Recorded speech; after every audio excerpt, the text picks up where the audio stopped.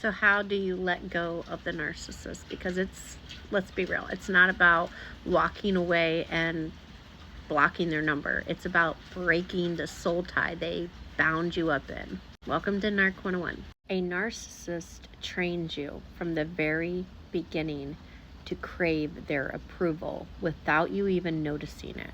That's why you constantly check your phone. That's why your chest always tightens when they go silent. Constantly why you replay steps and thoughts in your head. It's all part of their cycle.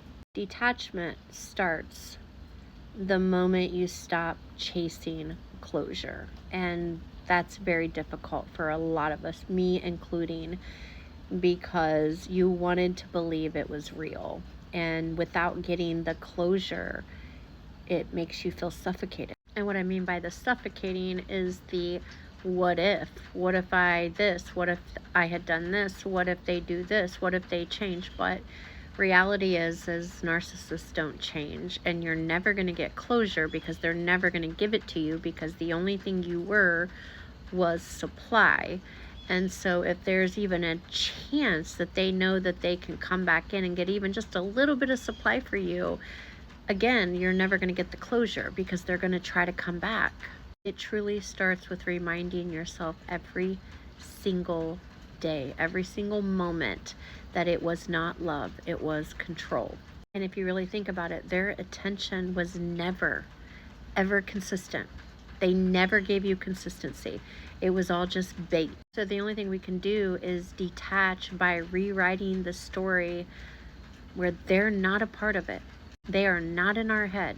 Because if you're really, really truthful with yourself and you go back to when you first met them, that was really the only time it was really good, because they can't keep up that mask for very long.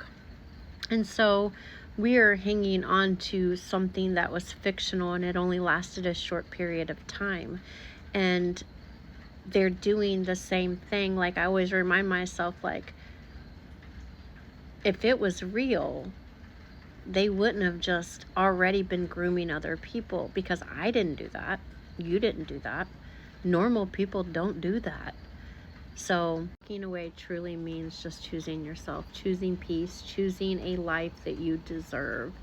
And the only way you can do it is to go through it. I know I say it all the time, but that is absolutely the truth, is that when you look on where they're at and where you're at, you're going to have healthy connections later, like when you're healed, and they'll just continue that same cycle and never find